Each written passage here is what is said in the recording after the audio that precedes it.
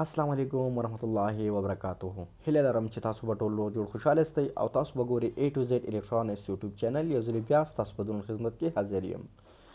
نن به زموږ ټاپک کې چې موږ به د ډي سي ارمیچر کې اکثر زموږ سره یو ارمیچر راځي چې هغه ته ویل کېږي اکثر په دې ګاډو کې چې کوم د هوا دپاره د ټیر دپاره چې کوم هوا مشین استعمالیږي د ګاډي کې 12 ولټ دپاره، نو په هغې کې وایډنګ ډبل کړئ. د ډبل وایډنګ مطلب دا دی چې د ارمیچر چې دی دا مضبوطي. اکثر چې کله ګوره ګاډي ټیر له هوا ورکړل کېږي نو هغه ډېر سخت زور غواړي، لکه هغه په پریشر باندې دا هوا پاس کوي. نو هغه چې ته د سنګل وایډنګ نه جوړ کړي نو هغه په سنګل وایډنګ کې بالکل کار نه کوي، زور به یې نشي کولی. چې ټیر کله ډکې نو هغه به زور نشي کولی. نو د دې ډبل وایډنګ طریقه به تاسو ته په دې ویډیو کې درښیم، خو ویډیو زموږ سره د اخره پورې ضرور ګورئ. که ویډیو مو خوښ شو ملګرو سره ضرور شیر کړئ، او که زموږ چینل هم نه سبسکرایب کړی نو A to Z الکترونکس ضرور سبسکرایب کړئ چې همداسې معلوماتي ویډیوګان تاسو ته پوښ بندر رسي. ګوره فرسټ اف آل به راشئ دې چې کوم تاسو زوړ تار درې کو هغه به تاسو له اول وزن کړئ چې دې کې زوړ تار څومره دی. هر کله که تاسو سمرسیبل موټر جوړوئ یا بل شي جوړوئ نو زوړ ټار باندې ضرور واچ ساتئ چې دا څومره ګرام دی. بل د دې ګیج او ښه په صحیح طریقې سره ګورئ. دا زموږ سره ګوره 120 ګرام په دې کې ټوټل تار لګېدلی دی. 120 ګرام. نو دا 120 ګرام تار چې کوم دی دا بل اول ګیج کوي. زموږ سره 22 نمبر ایک تار دی، 22 نمبر SWG وایر ګیج دی. بیا به تاسو راشئ دا به د تارونه به تاسو په دغه 120 ګرام به دو تقسیم کړئ. 60 ګرام به یو ریل کې واچوئ، 60 ګرام به په بل ریل کې واچوئ. دا به داسې جوړوئ په دې طریقې سره.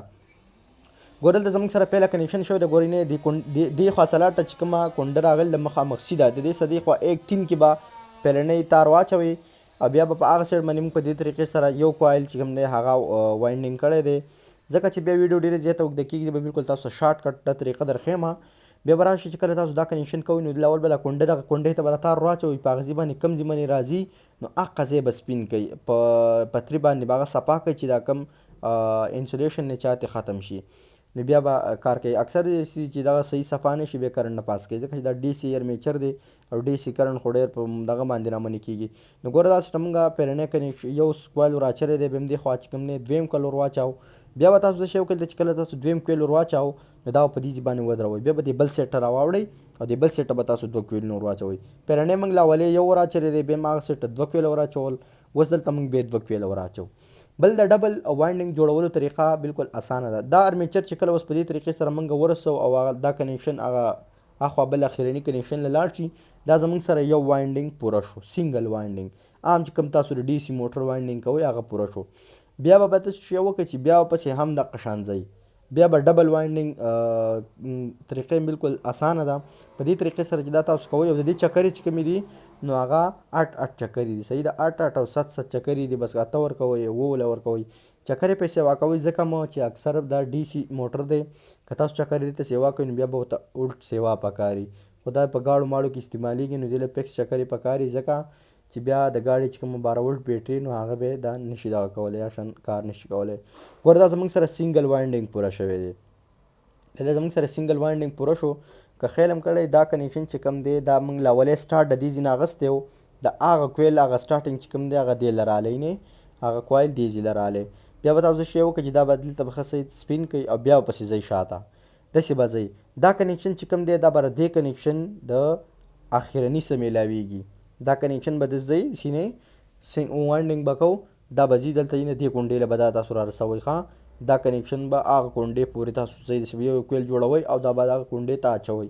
نو دا به چې دقه ته ورسېدو نو بس تاسو چې کوم ډبل وایډنګ دی هغه پوره شو. نو ډېره اسانه طریقه ده. دا کنیکشن به هغه سیټ له ځي او هغه به دې ځای بېرته راځي، او هم دغه سیم ټو سیم طریقه را شاته پسې راځئ. په دغه باندې یو سیټ ته 2 کوایله بل سیټ ته 2 کوایله به داسې پسې ورځئ، نو بالکل اسانه طریقه ده. دا ګوره کتلی شئ دا زموږ سره ډبل وایډنګ طریقه ده. دلته به بیا تاسو شی وکړئ چې کوم دلته را کونډې دي دا په صحیح طریقې سره بیا وروسته پریس کړئ، ځکه چې اکثر دا لوز پاتې شي نو بیا مسله کوي. دلته زموږ سره ګوره دغه ډبل وایډنګ چې دی هغه پوره شوی دی.